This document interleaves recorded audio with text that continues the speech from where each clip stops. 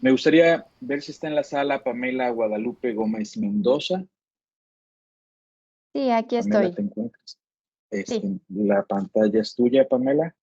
muchas Si gracias. quieres, no te vemos. Aquí está, ahí vas. Ujú, En lo que se aquí prepara estoy. Pamela, esta ponencia la presentan Pamela Guadalupe Gómez Mendoza, titulada Inteligencia Artificial y Gobernanza Global por parte de la Universidad Autónoma del Estado de México. Pamela, lo veo en modo edición, tu PowerPoint. Ahora sí, ya la vemos en modo presentación. Adelante, Muchas Pamela. gracias. Bueno, no sé si se me escucha. Sí se escucha fuerte y claro. Tenemos un poquito de ruido al Perfecto. fondo, pero sí se escucha. Perfecto. Sí, o sea, es un trabajo que estamos en conjunto la maestra Pamela y yo, su servidor Mario Alberto Cuellar. Y bueno, a mí me toca propiamente hablar del tema, pero bueno, los dos colaboramos plenamente con esta ponencia. Lo que vamos a hablar hoy, hablaban en la ponencia pasada sobre promoción y divulgación de los temas de inteligencia artificial y de gobernanza global. Es precisamente ahí donde entramos nosotros. Y entramos nosotros sobre todo en lo que podríamos denominar el primer piso inmediato de la gente que es aficionada a estos temas. Entendemos, por ejemplo, que hay un trabajo académico muy bien logrado, se está trabajando mucho, ustedes son un claro ejemplo sobre eso, pero hay poco, en realidad, si uno se pone a pensar incluso en las grandes redes sociales sobre cuestiones de inteligencia artificial, realmente hay poco, hay cientos de videos, cuando de otros temas hay miles, de algunos temas hay millones de videos, y hay poco sobre este tema y nos parece que es muy relevante. Y nosotros lo que queremos enfocarnos es mucho en hacer, insisto, este esfuerzo general para todo el público, pero en especial concentrado en la gente que estudia temas de economía, de relaciones internacionales. Maestra, la siguiente diapositiva, por favor.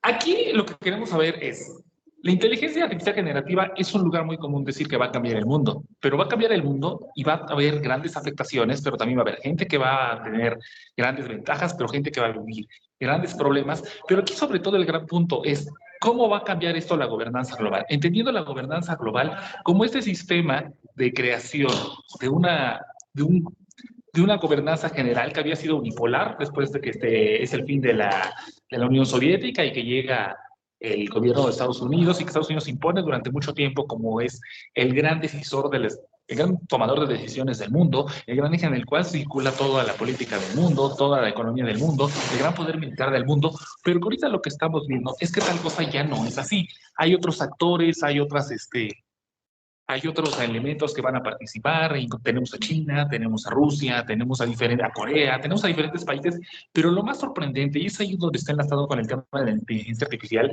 es que probablemente tal vez ni siquiera sean tan relevantes los países, pero vamos propiamente a lo que es la inteligencia artificial generativa en términos de todo este gran tema de la gobernanza global.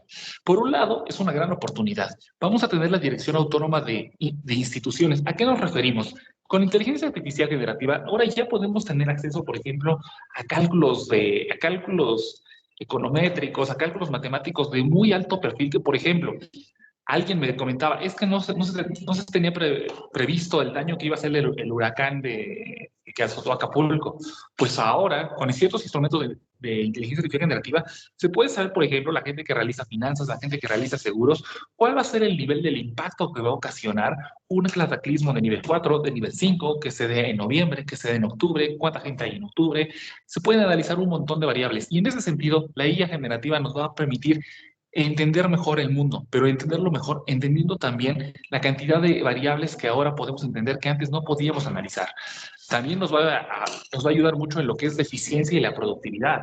Lo estamos viendo, por ejemplo, en las empresas, pero incluso en el gobierno. En el gobierno se ocupa muy poco.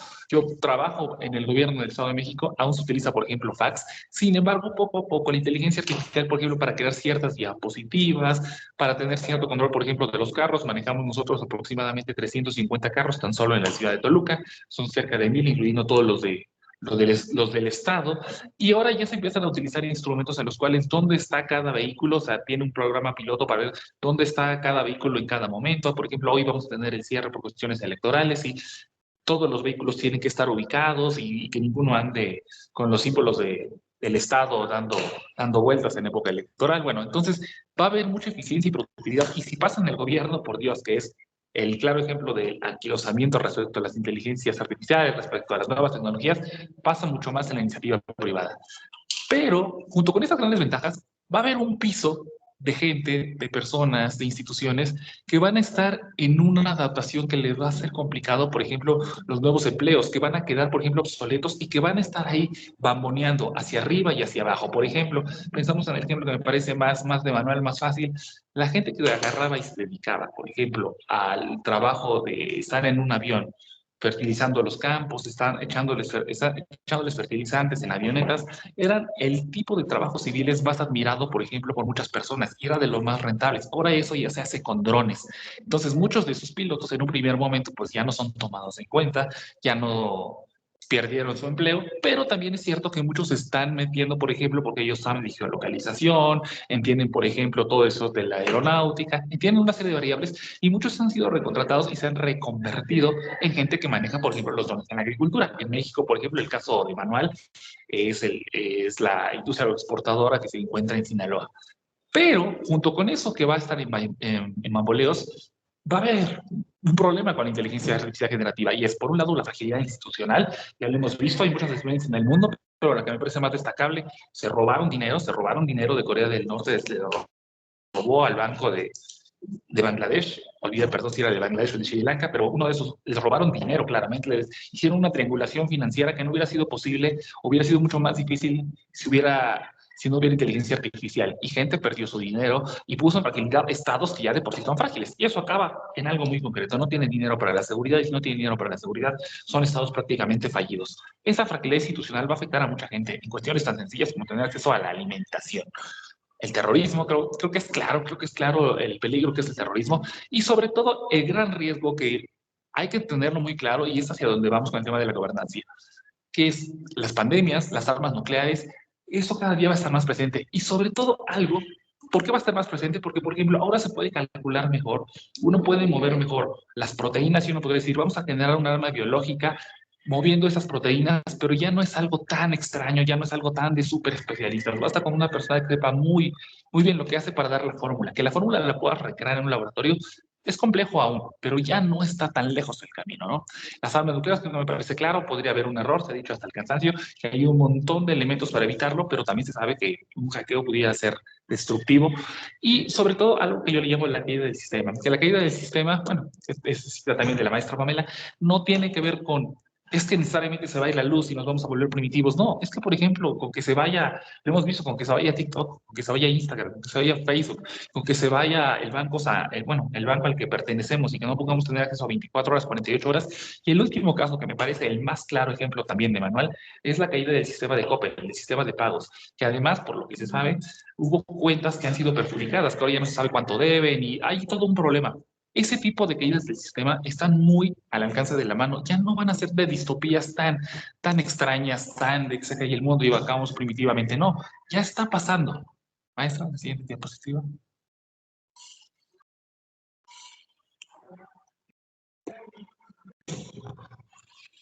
Y aquí es donde vamos otra vez al tema de los Estados-Nación.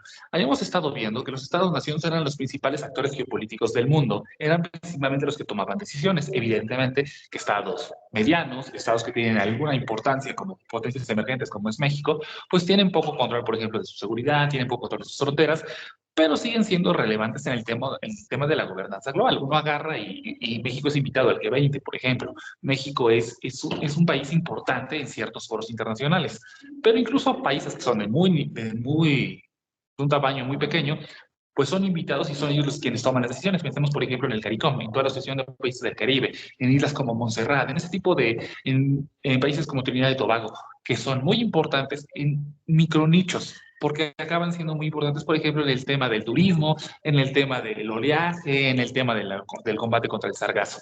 Pero ¿qué es lo que estamos viendo? Y esto es uno de los elementos que va a cambiar la inteligencia artificial y que yo cambiando, es que ahora lo que tenemos son parches de entrada global. ¿Y qué es ese concepto? Que ahora ya son de repente más importantes muchas empresas. Se solía decir, yo me acuerdo con chiste, que Bolivia prohíbe a McDonald's que está ahí, que la sacaron, cuando McDonald's es mucho más importante que Bolivia. Pues sí, pero antes lo que veíamos era que había una cierta comparación. Ahora no, ahora por ejemplo, si grupos de hackers, grupos terroristas, grupos subversivos, grupos fuera de la ley, pueden realmente tener una importancia que antes no solían tener. E incluso, ya lo hemos visto, lo vimos con Hamas en esos atentados de Israel, realmente ningún país serio les dio les dio la oportunidad de un foro. Sí, pero también es cierto que Rusia y otros países, el mismo Qatar, que es el que lo subasta, les han dado cierta importancia, quizás no de manera directa, pero saben que son elementos a tomar en cuenta. Con la IA generativa, con este nuevo tipo de... Además, no van solas. Tenemos lo que es las computadoras cuánticas, la biotecnología, la robótica, el hackeo, comentaban hace rato el metaverso. Hay una nueva serie de herramientas que van a hacer que de repente ciertos grupos tengan más importancia, think tanks, grupos de tanques de pensamiento, incluso grupos académicos, pero incluso, insisto, grupos que solían ser parte nada más del imaginario público, como los Illuminati, no, buenos grupos de hackers ya venden sus servicios y trabajan activamente para Corea del Norte y de ahí obtienen su dinero. Se sabe que, por ejemplo, buena parte de cómo conservó Siria sus activos a pesar de la guerra fue precisamente a través de grupos de hackers que trabajaban en Rusia. Entonces, eso cada día va a ser más importante. Maestra, la siguiente diapositiva, por favor. Y aquí entiendo que a lo mejor, por ejemplo, hay gente que es muy técnica y que entiende muy bien esos temas, pero el esfuerzo que hacemos la maestra Pamela y yo está enfocado en la gente que no conoce mucho de estos temas. Y es, a veces lo que vamos a tener con la IA generativa es tratar de tener el sistema ideal, el adecuado, el posible o al menos el mínimo. Y ahí nos va a costar mucho trabajo ponernos de acuerdo. Pongo de ejemplo esta imagen. En los tanques de Estados Unidos se utiliza... me equivoqué las banderas, perdón, no. Aquí fui yo el que me equivoqué. De hecho, en los tanques rusos se utiliza adentro de los tanques la luz verde. Tiene una cierta lógica en cuanto a términos de óptica, pero en los Estados Unidos, por ejemplo, se ha visto mucho en la guerra con Ucrania, los tanques tienen luz infrarroja. Y es aquí donde está al menos el punto clave en este tema de la gobernanza. Es, vamos a tener conclusiones diferentes, pero mientras que el Internet en general fue construido por Estados Unidos, fue construido por empresas de Estados Unidos y sobre todo por las universidades de Estados Unidos, fue todo el poder blando de Estados Unidos, pero eso ya no va a pasar. Ahora estamos viendo cómo en una solución que parecería obvia, se llega a dos diferentes conclusiones, utilizar luz infrarroja o utilizar luz verde, y los dos tienen sus argumentos para ver cuál deberíamos ocupar. Este es el gran problema con la IA generativa y con este tipo de nuevos elementos.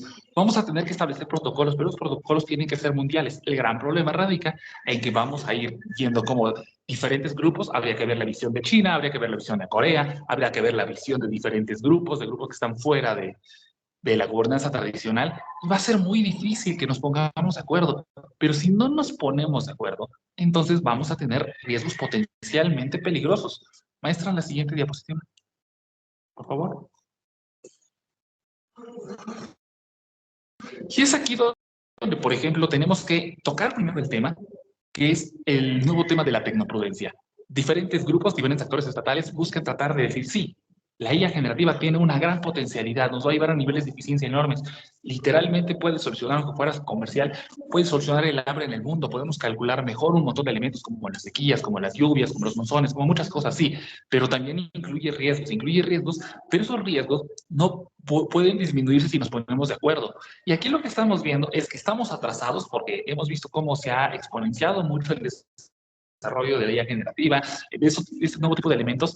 Pero al mismo tiempo, por ejemplo, la Unión Europea se siente muy orgullosa de la regulación, la ley de la IA de la Unión Europea que generó en diciembre de 2023, yo la acabo de releer ayer, y por ejemplo tiene la gran ventaja de que establece qué es mucho y qué es poco respecto a la IA generativa, ¿no? Y por ejemplo, si los famosos videos del mundo para adultos o de que ya no representan el derecho a la libre expresión de la personalidad, de que tú te alcoholizaste alguna vez y de repente alguien pone tu cara y acabas viéndote como una persona vulgar, corriente, fruto del alcohol, cuando en realidad tú ya no eres eso y además tal vez nunca ni siquiera fuiste eso, pero que ahora se te hace parecer así en muchos medios, pues es una fake news, es un elemento malo y es un elemento que en teoría puede hacer que quien genera este problema sea completamente suspendido y sacado de la red. ¿Cuál es el problema? Que en verdad van a tener poder. ¿Cómo van a tener ese poder si, por ejemplo, yo quisiera atacar a Olaf Scholz, el presidente de Alemania, que me parece, bueno, el primer ministro de Alemania, que sí, Alemania, que me parece pésimo, pero sí, pero si me cuentas en Estados Unidos, pues no va a tener alcance la ley de la Unión Europea por más que haya ciertos elementos. China lo que tiene es en la reunión de Pekín, en la segunda convocatoria del Diálogo Internacional sobre Seguridad e Inteligencia Artificial, es que ya va incluso mucho más lejos. China es el país que más adelantado está en regulación de la inteligencia artificial, pero también hay valores que ellos tienen que nosotros no tenemos, que Occidente no tiene. Por ejemplo, ellos claramente hacen reconocimiento facial y la Unión Europea solo lo permite en cuestiones de seguridad. Esa disonancia y esa diferencia nos va a hacer mucho daño para controlar la IA generativa. Y, por ejemplo, lo que tenemos en Estados Unidos es el DARPA, la Agencia de Proyectos de Investigación y Defensa Avanzada, que solicita $22 millones más. Fue una de las últimas noticias que salió en la revista de Política Exterior. $22 millones es nada. A lo que vamos es, unos quieren regular, que es lo que hacen bien, otros claramente están avanzando, pero están avanzando sin tomar en cuenta las sensibilidades de otras personas, y otros están más atrasados, pero siguen siendo el poder económico preponderante. Hay que repensar que tenemos que ponernos de acuerdo entre todos, hay que exigir a los diferentes actores y sobre todo, y ese es el papel de pláticas como esta, tenemos que hablar sobre cuáles son los límites, qué se debe, qué no se va, cuáles son los valores que tenemos. Maestra, así diapositiva para ir concluyendo. Por favor. Las conclusiones. Hacemos un comercial, tenemos un canal de TikTok, se llama La Fiesta de los Pandas, ahí se encuentra de hecho ya un resumen de esta exposición. Ahorita estamos integrados a las elecciones de México porque son importantes, pero bueno, prácticamente lo que hacemos la maestra y yo es un esfuerzo por hacer divulgación sobre temas de política internacional. Bueno, ese es un comercial, me parece que es muy pertinente porque es parte de todo este esfuerzo por hablar de estos temas.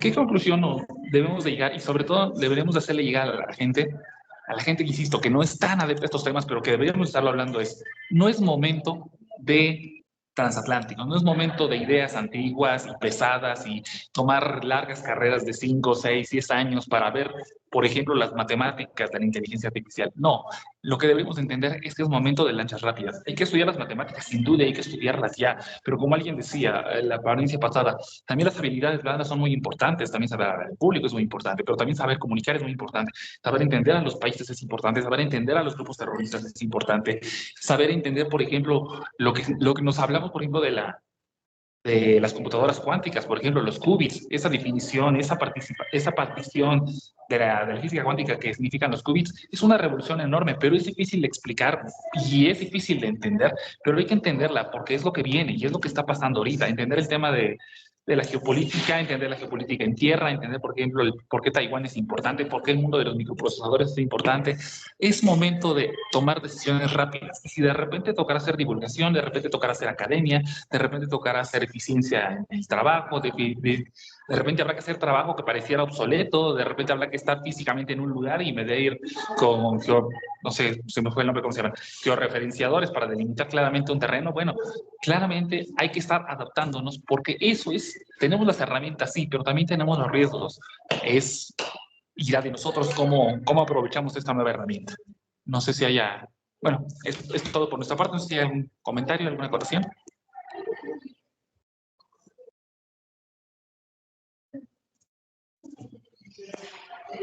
Bien, muchas gracias, Mario Alberto, y a Pamela Guadalupe por su ponencia. Creo que fue algo muy, muy interesante de escuchar en este contexto.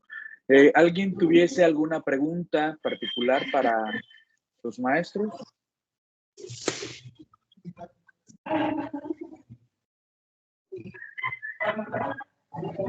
Bueno, en el caso, a mí sí me gustaría hacer una pregunta con respecto a esto que has platicado, Mario. Mencionabas toda esta parte de la inteligencia artificial es pues la punta del iceberg, ¿no? Como planteas al inicio de tu ponencia. ¿Qué es lo que han observado ustedes que va a profundizar más? O sea, en un futuro no muy lejano de unos 10 años tal vez, ¿qué es lo que vamos a poder ver? Así pensando muy en una ilusión o en un futuro, ¿qué es lo que vamos a poder ver en el mundo y principalmente en México?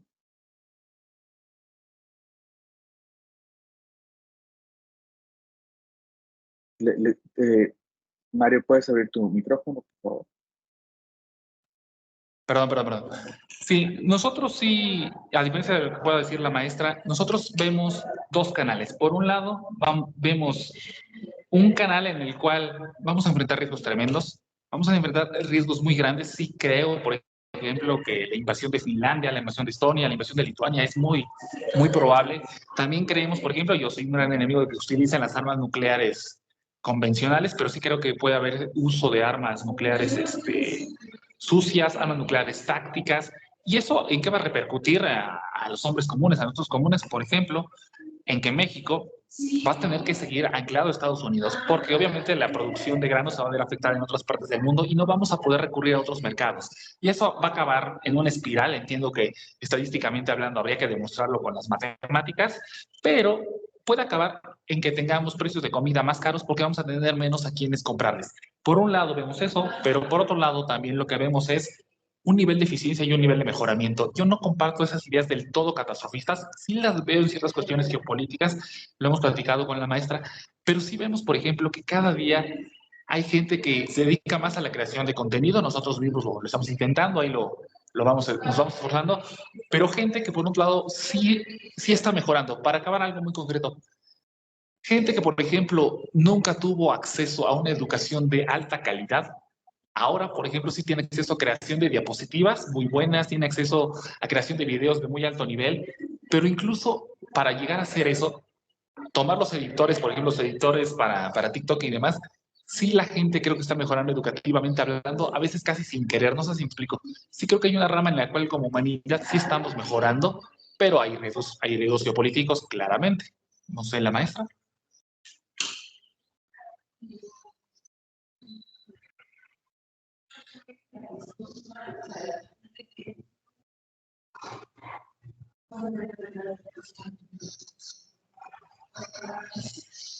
Maestra Pamela, ¿tiene algún comentario?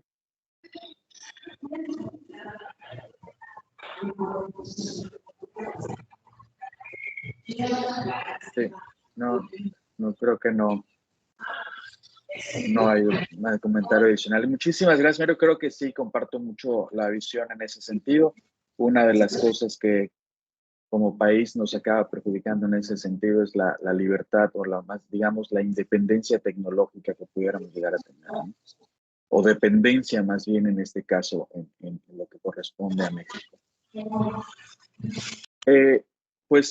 Creo que ha sido una sesión muy interesante, un proceso de transferencia tecnológica y hablar sobre la industria 4.0, que aunque no mencionamos a la industria 4.0 desde una perspectiva directa o definida como tal, pero perfectamente bien sabemos todos que esta es parte de nuestro proceso de revolución industrial, que es la que nos está haciendo generando todos estos cambios económicos, políticos, sociales, en cuanto a lo que las nuevas tecnologías nos están permitiendo, ¿no? Haciendo un pequeño resumen de lo que tuvimos esta mañana, que eventualmente estuvieron muy ligados los temas, muy interrelacionados. Cristina nos habla sobre las ventajas de la transformación digital para un sector con ciertas brechas laborales, empresariales e incluso tecnológicas, como es el sector femenino, en donde ella ha demostrado y ha hecho el análisis sobre cómo el sector de las mujeres empresarias en el estado de Yucatán están aprovechando las ventajas que sus capacidades les permiten en el ámbito de la tecnología y cómo estas tecnologías están identificadas para el uso de ellas, ¿no? Donde parte de estas tecnologías que se han demostrado se encuentran todavía en un nivel muy básico, no han llegado a esta discusión de la inteligencia o este uso de la inteligencia artificial para sus actividades cotidianas, pero que ya están identificadas y que podemos hacer desde la academia e incluso desde las redes sociales, como se planteó hace unos minutos, la capacitación y el aprendizaje para el uso de estas tecnologías que ya están a nuestro alcance en diferentes formas. De misma manera, Miguel nos habla sobre las capacidades que han tenido las instituciones de educación superior con respecto a la evaluación, al conocimiento y la aplicación de estas tecnologías en el ámbito empresarial y cómo ha evolucionado este proceso desde el año 2018 al año 2024 en comparación con otra clase de estudios similares que se han hecho en el Estado. Y se demostró que una de las capacidades o de los espacios que más se requieren dentro del proceso de la adopción tecnológica no solamente son las habilidades técnicas, sino sobre todo las habilidades blandas, ¿no? Las actitudes y las aptitudes para poder adoptar las tecnologías para el uso ético y corresponsable de las universidades con las empresas y fortalecer esta parte de la vinculación que todavía no se da de una manera tan ágil y tan eficiente como quisiéramos que se diera como en los países desarrollados, ¿no? Todavía tenemos unas áreas de oportunidad importantes en el Estado, seguramente podríamos transpolar esa situación a todo el nivel federal, o sea, todo lo que es el país. Por otra parte, el maestro Mario y la maestra Pamela nos presentan los retos o, digamos, las ventajas y los riesgos de la inteligencia artificial, el uso de la inteligencia artificial a nivel global, un análisis político, geopolítico muy importante que pareciera que no nos afecta, ¿no? Sin embargo, desde mi perspectiva, el Internet nos permite tener al mundo en nuestras manos y hacer un mundo todavía más pequeño y más conectado, ¿no? Por lo que pueda ocurrir en el Medio Oriente o en Asia nos afecta de una u otra manera directamente a los latinoamericanos con los asuntos de la tecnología y los alcances que esto tuviera, ¿no? La dependencia global, económica y tecnológica nos hace ser parte también de estos cambios, estas modificaciones. También nos hace ver la importancia de que la inteligencia artificial no genera un proceso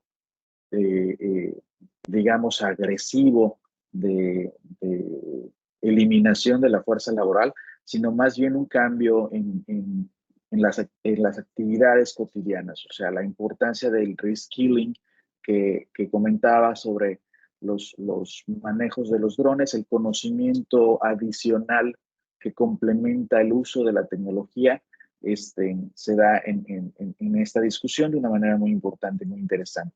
Y por último nos presenta, como en el caso de todas las ponencias, la importancia de este cambio de era, ¿no? Donde ya las grandes compañías o las grandes organizaciones, ya no hablamos de compañías, hablamos solamente de organizaciones, países, cualquier ente que una a los seres humanos, ya no son las que se comen a los chicos como antes ocurría, ¿no? Hoy en día los que se están comiendo a la competencia son los rápidos, ¿no? O sea, los rápidos son los que se están comiendo a los lentos y nos invitan a hacer ese proceso de agilidad para poder desarrollar de una manera más rápida y eficiente todo lo que tiene que ver con la adopción tecnológica y el desarrollo de nuestras regiones. Creo que de una manera breve me permití resumir la importancia de estas tres ponencias que nos reunieron el día de hoy en este 14º Coloquio Nacional de Investigación en Sectores Industriales, Productivos y Desarrollo Regional, y dejo el espacio que nos puede llegar a quedar para quien quisiera hacer algún comentario, pregunta o conclusión final.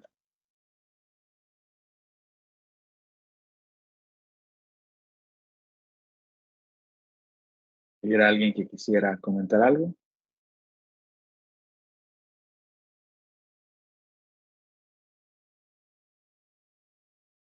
No, en caso de no tener algún comentario, me gustaría solicitarles a todos los presentes en la sala que enciendan su cámara para poder tomar una fotografía de recuerdo en el que estamos todos aquí reunidos para que podamos guardarlo en las memorias de este coloquio. Muchas gracias. Gracias, gracias, José. Gracias, Pamela. Ya estamos todos, ¿no? Todos los que podamos encender nuestras cámaras. Bien, sonríenle porque ahí va la foto a la de 3. 1, 2, 3. Muy bien, nada más. Permítanme un segundito.